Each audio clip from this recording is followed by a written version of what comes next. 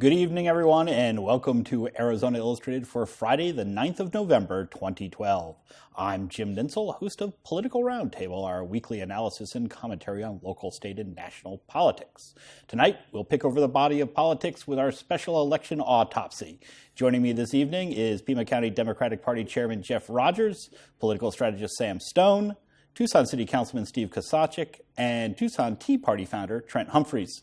Thanks to all of you for being here. Jeff, last week you were the only one on the panel to correctly predict the President of the United States would be reelected.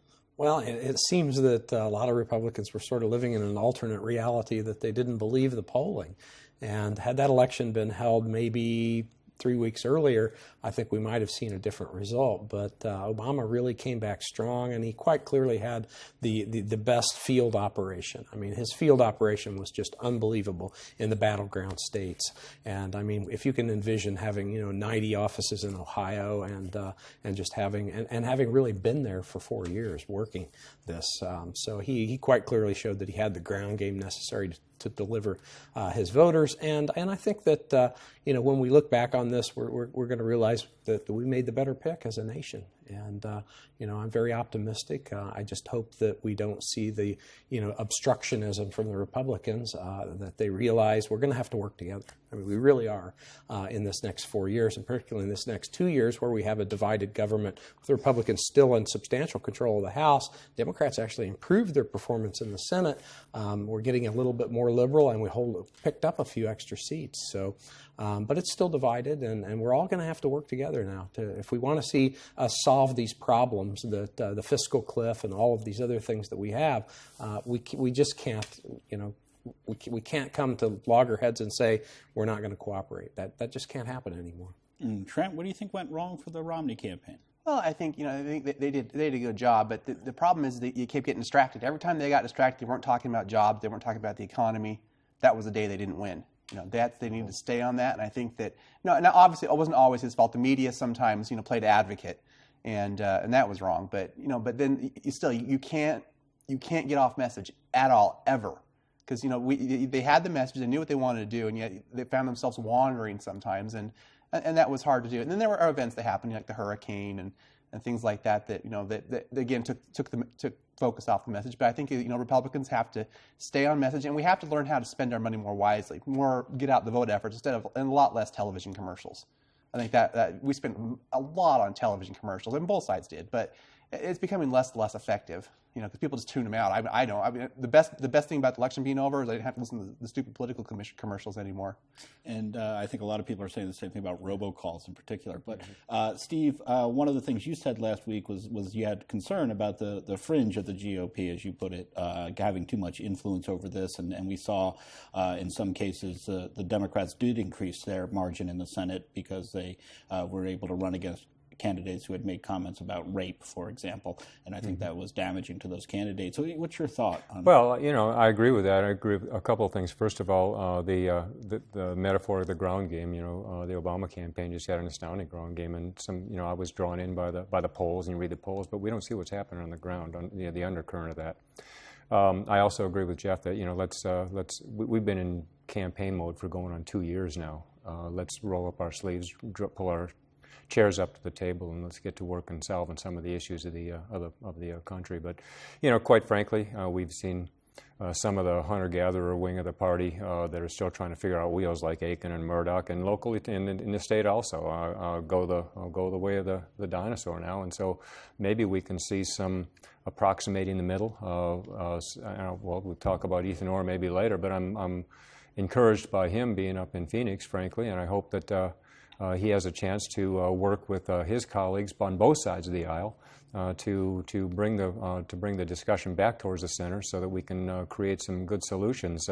I guess we'll see in Ethan's case if he gets a smackdown like Vic Williams did when Vic supported the governor's education tax, and if we do, then we'll see that nothing's really changed up there. But I'm encouraged by that. Ethan Orr, the Republican candidate who won a slightly Democratic-leaning district on election night. Sam, you commented this week that you think the Republican Party needs to start reevaluating its relationship with Latinos, and I think that's a recurring theme we're hearing elsewhere. I think that's an enormous national theme, and maybe the biggest part of the lesson for Republicans from what happened is that we have gone out of our way to antagonize the Latino population across this country, and it came back to haunt us in a big way on Election Day. When you look at swing states, when you look at what happened in Florida, when you look at what happened in Colorado and all these other states across the country, they are an enormous and growing voter bloc, and there can be no more SB 1070s. There can be no more, frankly, use of the word deport or self-deport or anything like that. The thing Republicans have to understand is that when you say deport, when you're talking to a Latino in this community, certainly, and really across the country, you're not talking about some random person they don't know. You're talking about their cousin. You're talking about their best friend. Almost every Latino in this country at this point knows someone who's here illegally, and they're here illegally because we haven't done the job to secure the border, and they took advantage of that and came here for a better opportunity. We have to recognize that. And if the Republican Party is going to fix this damage, it can't just follow along on Obama's heels. We have to step out and lead. And frankly, it's a dirty word, and I know I'm about to get hit with 80 million people calling me a rhino, but it's time to really look at comprehensive immigration reform and what that means in terms of both our future in this country, the direction we want to go, and what that's going to take. And it needs to be a very serious discussion, and it needs to happen now. Hey, Sam, don't worry about the rhino thing. It doesn't hurt too bad. But let me. I'm used to it. Yeah, let me comment on that, because I think it goes deeper than the Latino vote. I think it goes to Latinos and blacks and Asians and women and youth. Unless and until the Republican Party gets a revelation that it needs to be able to reach out and attract all of those cohorts, they're going to be toast.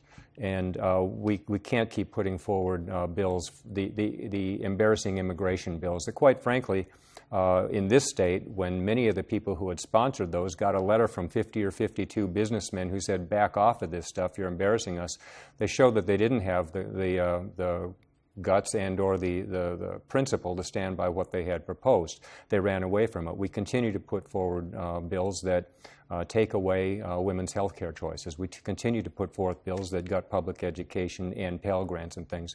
These are cohorts of people that, if you just look at demographics, forget the politics, look at the demographics. The Republican Party has got to be able to show that we are going to attract them, not simply from a policy standpoint, but from an inclusion standpoint. I mean, when I was watching the Republican convention, it was an old white guy convention, quite frankly, and we ran Brian Miller out of this party when he tried to reach out to Hispanics in this community. They railroaded him out, and we got to get beyond that, or this party's going to be not long for this community. One other area that I think that Steve would probably agree with me on is LGBT. I mean, the gays and lesbians are that ship has sailed. And we saw that on election night in many states approving gay marriage, and you're going to see a lot more of that. And so, the Republicans need to say, that ship has sailed, let's leave it alone. And I'm not so sure they will. What we have is the Republicans are always telling us they have a center-right country. Well, but they're not a center-right party. They're an extreme-right party. And until they move back a little bit to the center, they're not going to be able to sell even their conservative economic ideas to people, when they have when they're still playing this cultural warfare game and on all these social issues. Trent, your thoughts on all of this? Well, I mean, obviously the Republican Party is going to have to make adjustments to do what they're doing. What I don't want to see them do, however, is start to cut up the electorate, little by little. I mean, I think you get an overarching message of that being the economy, jobs, giving people fiscal security, reducing debt, reducing the size of government, and you make that your priority. You don't go down rabbit trails. You sit there, you say, this is what we're going to be about, and here's how we're going to best accomplish that. Now, some of those ways are through pro-family legislation. We want to push the family higher, give more responsibility to the family. That's going to have to happen if we cut down the size of government. But there are ways to sell that idea that we just haven't engaged in, that we need to do better in. And like I say, we need to stay on message. The more we stay on message, the better we do. We did that locally, and we had a lot in Republicans locally had more success than they have in the past. So I think that if you stay there, you can do that. Certainly, Jeff Flake, who's always been known as a fiscal conservative and not necessarily a social conservative warrior, you see that he did much better pulling that out at the end than expected. And I think that's the message Republicans need to stick to. You look at Aiken and Murdoch, we should have won both those seats. If they had just managed to keep their mouths shut and do a little spinning, they would have been fine. But instead, we keep getting derailed on all these other issues instead of focusing, as Trent said, on the core message, which is fiscal conservative policy, because that's the big issue facing this country today. And without Republican leadership on it, we really are headed in a very scary path that's similar to what's happening in Greece. And Steve, Sam just mentioned Carmona. In his concession speech, he said that his showing, even though he didn't win, his close showing in this race demonstrated that the state is becoming more moderate in its politics. What your thoughts on that? I know I'm supposed to be gracious in defeat, but in this case, I'm not going there. I think that Jeff Flake, in the last 2 weeks of this campaign, went absolutely gutter character assassination. I think that Richard Carmona has more class in his little finger than Flake in his campaign does. He won by 15 points in Pima County, where we know him the best. It reminded me a lot of the Sean Collins, Ray Carroll race, where they absolutely went gutter on Ray, and it's just sad to see that. Just time out. It's just sad to see that guys who are such class acts as Carmona and Ray Carroll have to go through this crap to try and put their names out there to serve this community. Well, the public policy polling turned out to be the most accurate polling, and he lost by 5 points. The president lost by 11 points, so he cut that in half, which is quite an achievement. But 3 weeks before this election, public policy polling had Carmona up by 4 points. And what you saw was basically a money bomb of $6 million of negative advertising in those last 3 weeks. And I mean, they took somebody and just assassinated his character. And I'm with Steve on it. I was very disappointed to see that. Early on in this campaign, Carmona challenged Flake to say, let's keep the outside money out, much as they did in Massachusetts. Let's go mano a mano. And had they done that, I'm confident that Carmona would have won that race. Carmona seemed to lose a lot of female voters, and the Republican base returned to him. Let me look at those ads. In the final weeks of this campaign. The Carmona campaign called, I'm sorry, I'm speaking over you. The Carmona campaign called me Thursday or Friday last week and said, would you do a robocall for us? And I said, I hate robocalls. I hang up on them. Nobody listens to them.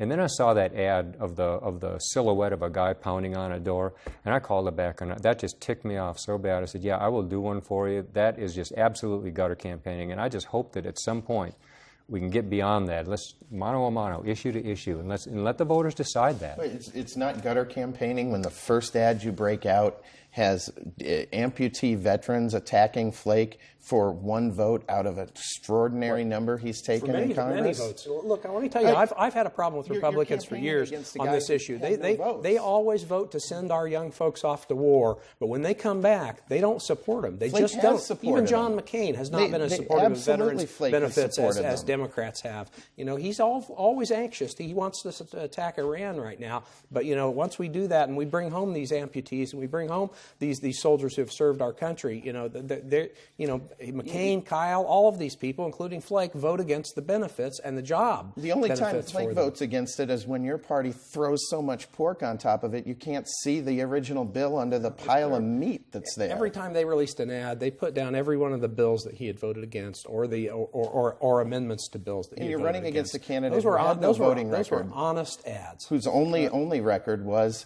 a history of getting fired from everything he's done and went negative from the very start. That's just such bull. All right. Race is over, so I guess we can't really relitigate it. But Trent, very close race here in southern Arizona in this contest between Martha McSally and Congressman Ron Barber. Martha she worked hard. She got the message out there, and I think that she caught a lot of people flat-footed. And I think that Barber hasn't worked as hard as he did the last campaign. He hasn't been out there, and maybe that's his health or other things. But she stepped up. She provided leadership. She said, "This is what I'm going to do." And meanwhile, I look at the ads coming from there were some bad, and that's the other thing too. There were some uncivil ads coming from maybe not from the Barber campaign directly, but from people supporting Barber. And when you make your living saying I'm the paragon of civility, and then you deal in uncivility, people don't like that. But I think more to the point is that he came out with ads saying basically, I will save Social Security. Didn't give any details of how he's going to do that. And he says, I will basically pay your mortgage if you get in trouble. And people don't believe that. People look at that and say, you're not a serious candidate anymore. I'm going to have a look at Martha McSally. They heard what she had to say and they liked it. And congratulations to her for working so hard to get it And done. right now, she has a lead as of Friday afternoon of about 81 votes in this race. It's extraordinarily close. A lot of votes left to be counted. Jeff, this could go either way? Could go either way. There's 23,000 votes yesterday, early ballots that are all valid, that were turned over from the county recorder's office to the Division of Elections. As I understand it from this morning, there's somewhere around 10,000 left of early ballots that are presumably valid, again, to count down in Cochise County. Now, she is winning Cochise County by a certain margin. He's winning in Pima County by a smaller margin, but he's winning the early votes, which is what these are, by a much larger margin. And so, there's no real mathematical calculus. You could see me out there penciling it out, trying to figure it out, and no matter how you pencil it out, it's going to be very close. If it's within a 200-vote margin, it's an automatic recount by the state. And then the Superior Court has to certify that result. Now, in addition to all of that, there are tens of thousands of provisional ballots.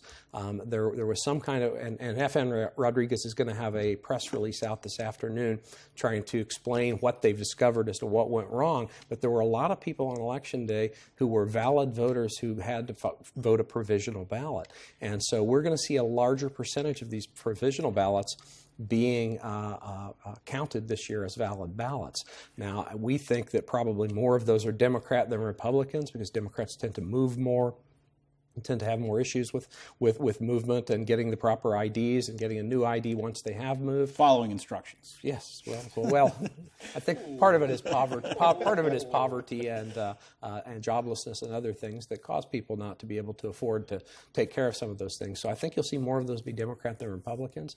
So I'm optimistic, but only cautiously so. Sam, you worked for Martha McSally in her special election run, and I tell you, what we're seeing in this is that she did a fantastic job reaching out in ways that no Republican candidate has done in this district since Jim Colby. You look at her margin in Cochise County, she had a campaign office, full-time staff down there. No candidate's done that before. She was running tons of ads on Spanish-language radio stations. Our Republican candidates haven't done that before. She got out there with her message. She stayed focused. In fact, I think the lack of outside money on her part, the fact that the NRCC and some of these big boys discounted her chances, ends up helping her because she got her message across on TV and in print and on the radio and didn't get it muddled by all these outside groups. In fact, she ran only one attack ad the entire race, and had I still been on her team, I would have counseled against it and said, go the other way. You've established this narrative that you're a positive leader for the future. Embrace that. And she did really, throughout the campaign, do that. And I think there's a lot of voters out there who subliminally got that. Just looking at some of the comment posts after in the last couple of days with this race tied, you see Democrat after Democrat saying, I voted for Barber, but even if it's McSally, I really like and respect her, and I think she'll do a good job. When you're getting that kind of crossover appeal, this is the kind of candidate it takes for Republicans to win this district. And she did a fantastic job. She did a wonderful job of hiding who she was and running away from who she was. I mean, she took this as a complete Etch-a-Sketch moment. This woman is anti-choice, except in the case to save the life of a woman. She ran from that, even though she signed documents saying that, and she hid her position on Social Security, on Medicare, on the Ryan budget. You go down the list, and all of the things that she agreed with Kelly on. In fact, I'd call her nothing but Sally McKelly.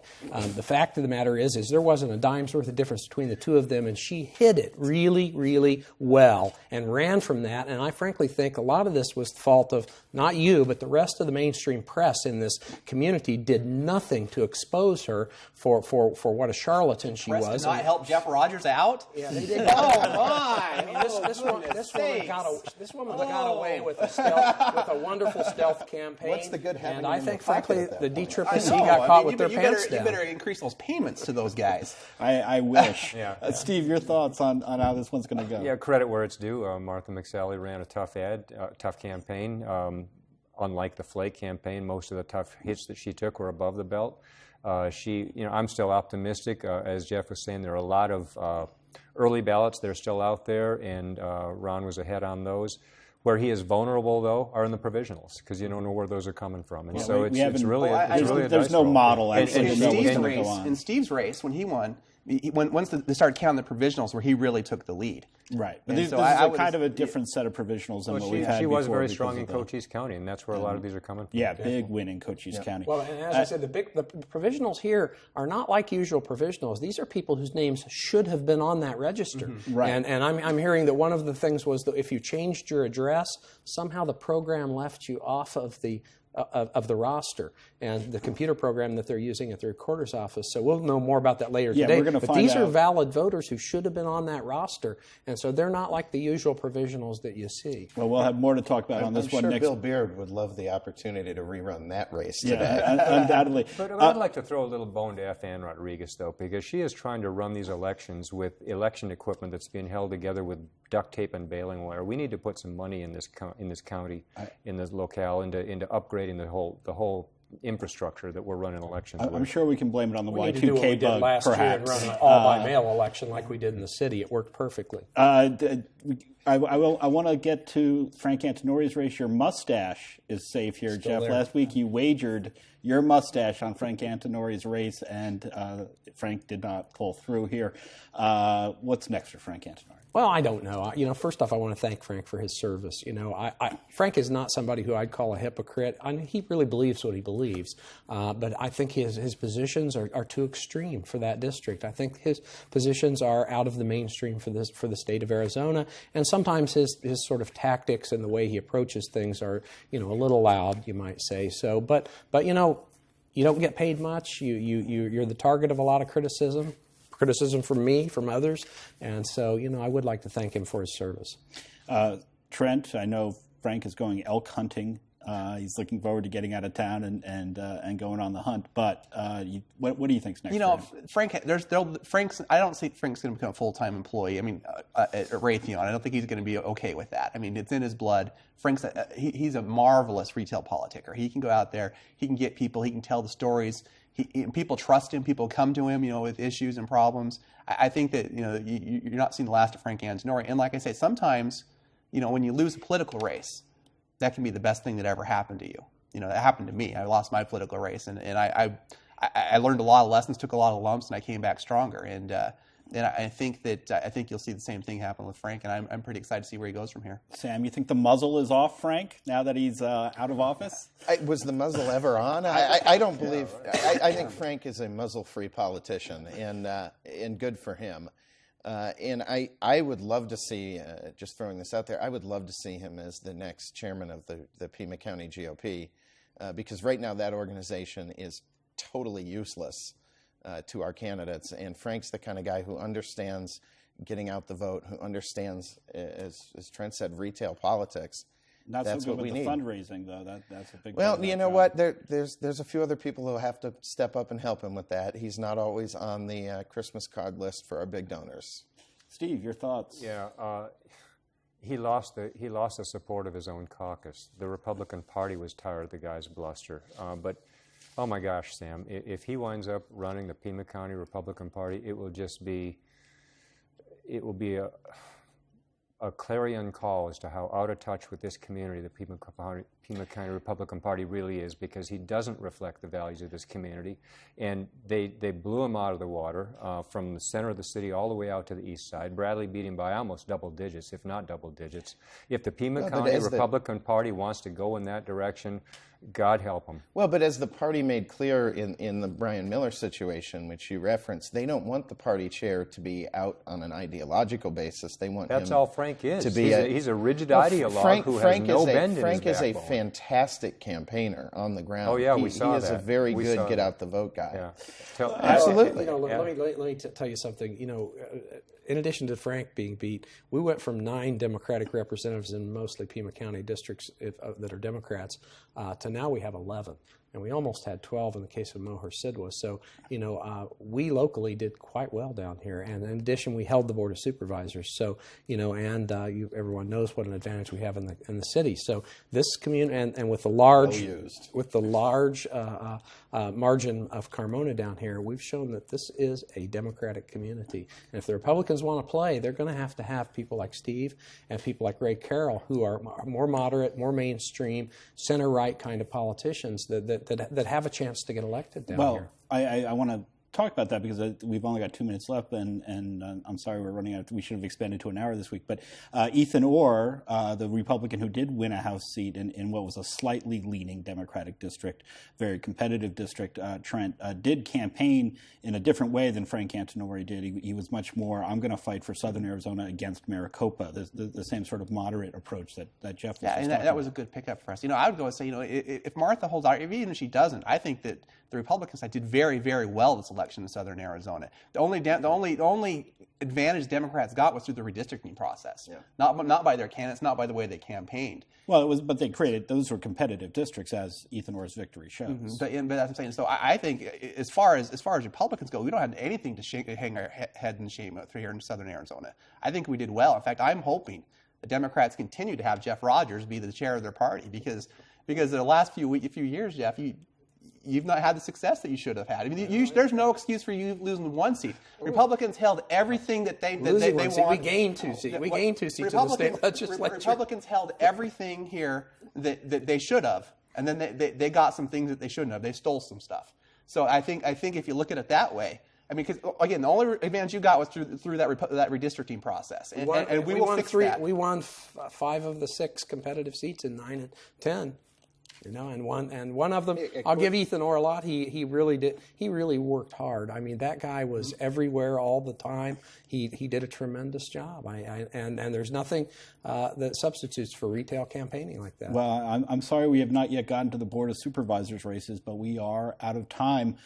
You can certainly learn more about what's happening in politics by visiting azpm.org. We'd love to hear what you thought about tonight's program, so be sure to leave us a comment while you're on our website. And to find out the latest from AZPM, follow us on Facebook and Twitter. Stay tuned next for the News Hour, and then at 8:30, tune into Arizona Week for more talk about this election. We'll be back here with the Roundtable next week. We'll talk about election 2016. I'm Jim Ninsel. Thanks for watching, and have a great weekend.